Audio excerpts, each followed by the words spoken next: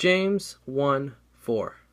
Let perseverance finish its work, so that you may be mature and complete, not lacking anything.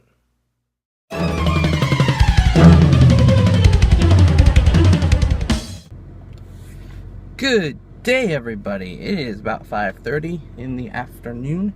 I'm going off to hang out with a couple of friends from the drive. I think 3 people are coming, so it should be a good time. Yeah, so I can get some food before I do that. So I'll catch up with you guys a little later. Alright, so my evening consisted of some fun. I went to a movie with some friends, a movie that I wouldn't have gone to on my own. Was still reluctant to go to, but kind of glad I did. The movie, well, before that, I went early, I got my ticket, hung out at the mall a little while. Had dinner there, just wandered around for a bit. Then we went over to the movie. I met up with one friend at the mall, the other 2 were in the theater already, inside the theater building, the lobby already. So we met up with them, and we went in, and we saw Pitch Perfect 2. Like I said, not a movie I would see on my own, and I was less than crazy about going, but I wanted to do something with this group of people, so I went ahead and did it. And it was a really funny movie. I mean, yeah, you got all this singing and all the over-the-top ridiculous. People don't exist in the world this way. Like, there was one of the announcers. Apparently, there's a couple of people that are announcers, and people who they like run the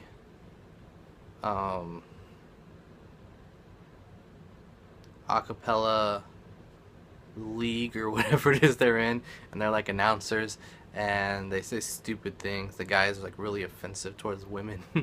And I mean, everyone knows, and it's a joke. The gag is it's that's the gag, but it's funny. And let's see, a couple of the girls were really, I mean, it's primarily a female cast. Obviously, the main characters are all in the group of girls. There's a girl called Fat Amy. She's fat and funny and clueless as to how she is, I guess. Doesn't care. She's just confident and everything. There's this one girl who I guess is Cuban, and she talks about, and she just keeps bringing up how horrible life was before she came to America, and kind of put things in perspective whenever the girls were complaining about something. Another girl was Asian, some kind, I'm not exactly sure from where. If I had to guess, I might say Vietnamese or Korean or something. Just based on how they portrayed the character. Kind of just weird, and did like all these crazy things, talked really quietly. But then she'd be like doing this insane thing that no one would ever do, and everyone's just like shocked by it. So those are the characters that come to mind, and then of course you have the main characters, which are a little less interesting, a little more motivated in what they do, I guess. But just so many comedy moments. They just say these one-liners, and this would happen and that would happen, and it's just like funny. I was laughing so much. So I enjoyed it, and then we went to Steak and Shake afterwards and just hung out a little bit, talked about all sorts of random things. Yeah, I had a good time hanging out with those people. Then I came home. I went out there to watch Impact Wrestling, thinking that I'd see the next episode that they taped last Saturday or whenever it was. Or it was the Saturday before that. Whenever it was, I went to see it. They taped over the whole weekend, and they were backlogging the episodes, and so I was expecting to see a new episode. Instead, for some reason, they're showing last year's Slammiversary pay-per-view,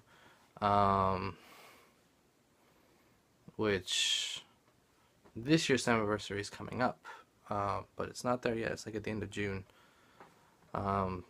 and they got almost up to Slammiversary as far as taping for the television episodes and stuff, and they're gonna have a live episode right before Slammiversary that will be also taped live. And you guys don't care about that, but it's just they didn't have one of the new episodes. They had a rerun pay-per-view from last year. I thought that was weird.